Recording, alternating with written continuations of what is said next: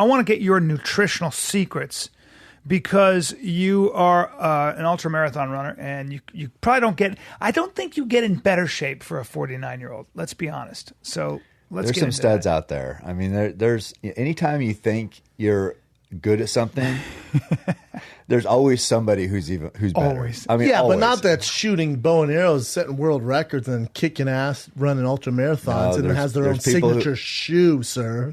There's people who've done that even more. Hey, but ultra marathon means like what makes it? So there's marathon runners, right? Yeah. And then ultra marathon, is it over 100 miles? Like No, how does that work out? 50, right? And ultra is anything over the standard's 26.2 miles. So the shortest ultra is a 50K, which is 31 miles.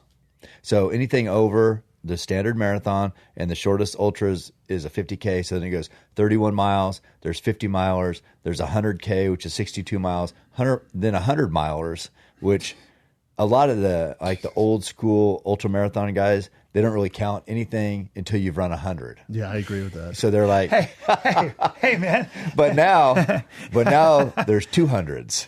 There's What? 200s? Yeah. Who invented that? Human beings are nuts. Kenyans? Yeah. I mean, did you run 200s? I did, yeah. What? Wait a minute. How much do you weigh right now, Cam? 75. You're only 175 pounds? Yeah. Damn. So you're running. Talk to me about how you train for a 100-mile marathon. How long does it take? What are you eating? For my best 100 is 22 hours, 41 minutes. And that was here, Squaw Valley. Started in Squaw Valley and you end in Auburn. So over the course, you're dropping, it's up and down that whole way. I think you're gaining 18,000 feet. You're losing 21,000. So it's an overall loss, but it's up and down the whole way, down through the American River, and then you end in Auburn. So that's like the most famous 100-miler. It's called the Western States Endurance Run. And that's there's a lot of history to that. I think it started in about 74, and it's a horse race, actually. And they still have it. It's called I think it's the Tevis Cup. And they do the exact same course on horses. And 100 miles on a horse, Long time. is, I mean, Yeah. that is hard. beast. That is Yeah. hard. And for the rider and the horse. But that's in 74, there was a guy, Gordon Ainsley. He was in the horse race. His horse came up lame, and he's like, I'm gonna finish it on foot. So that's where the Western States Endurance Run started. And the same goal for horses, you get a belt buckle if you finish in under 24. Well, that's how it started with the Western States Endurance Run. Is you finish in under 24 hours, you get a killer So belt. a horse will take as much time as it does as you As will. a human, yeah. Is that right? Because you got to rest the horse more. Yeah, I don't know. I haven't done it. I don't know much about Human the- beings are the best. People don't realize best endurance runners of all swimming. animals.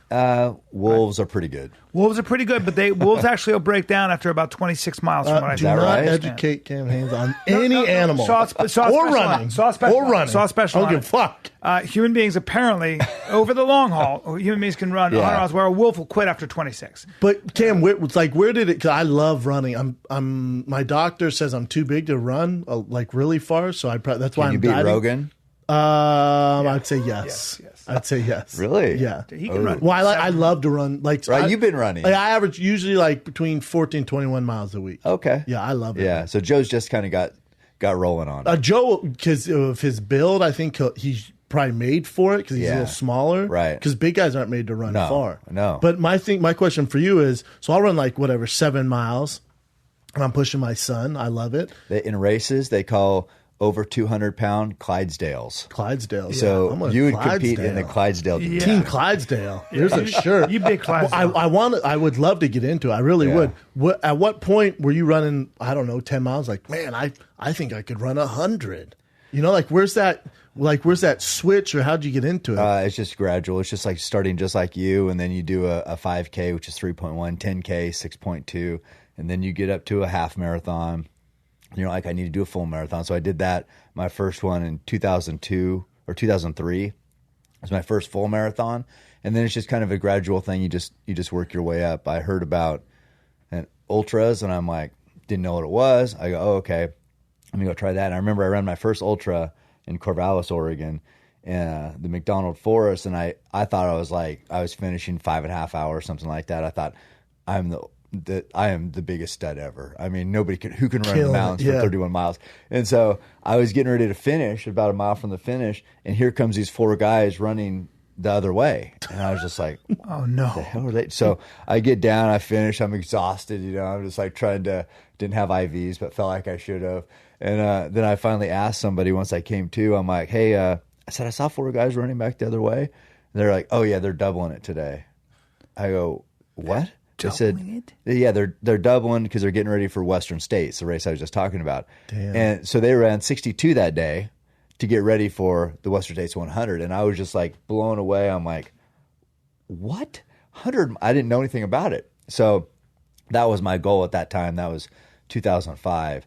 In 2009, I ran my first 100. It wasn't the Western States. It was the Bigfoot 100 in Wyoming. I ran that, and then I ran the Western States the next year. How do you avoid, like, is there a way to run where it's mid-foot strike? But I mean, my thing is like your calves, your ankles, your feet. So many things can go wrong and break down. From so just obviously, running? Yeah, right. I mean, is that the main thing you have to worry No, about? I don't even know how I run. Yeah, you just go. Man. I just run. And people have asked me, "Are you heel striked?" And I'm like, "I have." I just run. I just run. I mean, I don't overthink it. Yeah, but I don't know, man. That's a long way to go. Part of it is genetic too. I mean, your body has to be made for it. Yeah. Or you're not running 100. Do you see any big miles. guys during these ultramarathons? No, quickly, no. Sorry. No, it's You could have been like, well, every now and then, sure. Like, at least give me some hope. give some Absolutely hope. not. no. I see tall guys, Is that intriguing but to you? light. I'm obsessed with it because my Uncle Pax did it. Oh. My Uncle Pax did a ton of running. If there's any big guy that could do it, I feel like you could if you really put. But you have foot issues. I have right? no foot issues. Well, I you run had all the you time. had B. that plantar fasciitis. What 3 years ago when I was in the middle Yeah, but of if you're training running, camp. if you're running 60, getting ready for a 62-mile race, I would imagine, or 100 miles. Because I had it once? Sure. No, that's not the way it works. Do you? How much do you weigh? I'm about 240 right now, 238. Yeah, I mean, if you might have to get down to like 215 given your frame, but you could do it. I mean, the thing is, it's like with ultras, it's not like you're running 6-minute miles. I run, say, a Boston Marathon or whatever, and I'm running fast, 6:30s. But when I'm running the ultras, to finish in under 24 hours, that's 12-minute miles. You know what I mean? So it's not like your balls out. Yeah. You just have to keep going, and then it is up and down, up and down. So Do you walk it? Do you walk it part of the way?